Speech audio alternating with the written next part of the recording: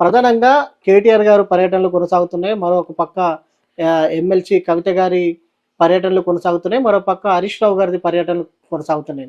వీరి ముగ్గురిది సంబంధించి కేసీఆర్ గారిది త్రిముఖ వ్యూహమా? లేకపోతే ఎవరి దారి వారిది అన్నట్టా? ఇప్పుడు రాజకీయాల్లో ఎవరి పాత్ర వారికి ఉంటుంది. హరీష్ రావు గారి పాత్ర హరీష్ రావు గారికి ఉంటుంది, కేటీఆర్ గారి పాత్ర కేటీఆర్కి ఉంటుంది, కవిత గారి పాత్ర కవితకు ఉంటుంది. ఆ ముగ్గురిని కోఆర్డినేట్ చేస్తూ పార్టీని కోఆర్డినేట్ చేసే బాధ్యత కేసీఆర్ గారి మీద ఉంటుంది. మా అధినాయకుడు కేసీఆర్ గారు. కేసీఆర్ గారు ఏ బాధ్యతలు అప్పగిస్తే వారు ముగ్గురు అదే చేస్తారు.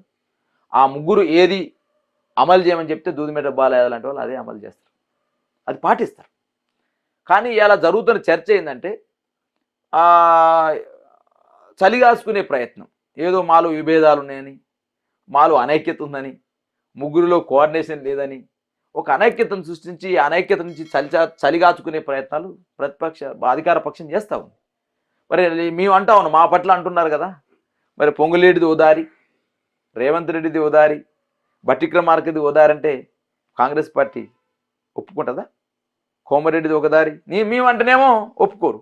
మరి మేము అనడము మా పార్టీలో ఉందని మీరు అంటున్నారు కదా, మీ పార్టీలో బహిరంగంగా ప్రకటిస్తున్నారు కదా, అయితే ప్రధానంగా పేపర్ ద్వారా చెప్తున్నారు కదా, పేపర్లలో చెప్తున్నారు కదా, మీ పేర్లే మర్చిపోతున్నారు కదా, కావాల్సుకొని మర్చిపోతురా.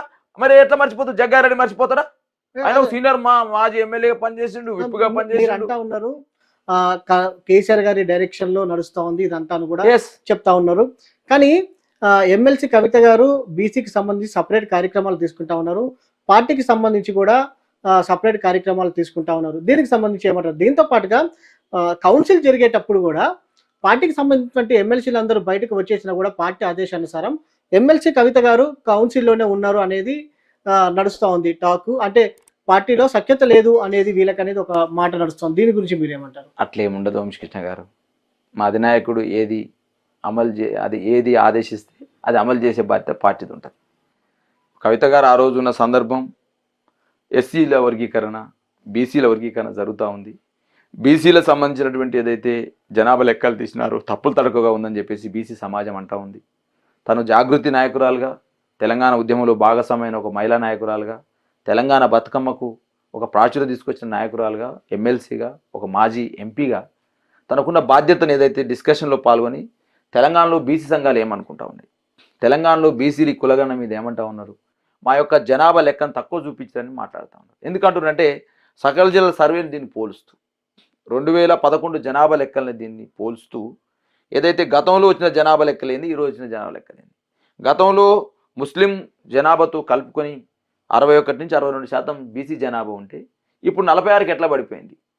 అప్పుడు బీసీల జనాభా 51% ఉంటే ఇప్పుడు 46కి ఎందుకు పడిపోయింది అనే భావన ఇలా బీసీ మేధావులలో, బీసీ కవులలో, రచయితలలో, అదేవిధంగా బీసీ రాజకీయ సమాజంలో, ప్రజాప్రతినిధులలో, బీసీ సంఘాలలో, కుల సంఘాల నాయకులలో ఉన్నది.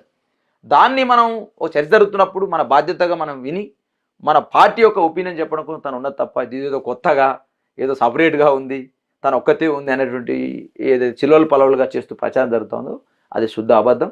ఏదేమైనా మా నాయకుడు కేసీఆర్ గారు, మా నాయకుడు ఆదేశానుసారమే అందరూ పనిచేస్తారు తప్ప కొత్తగా ఏముండదు అనేది నా భావం.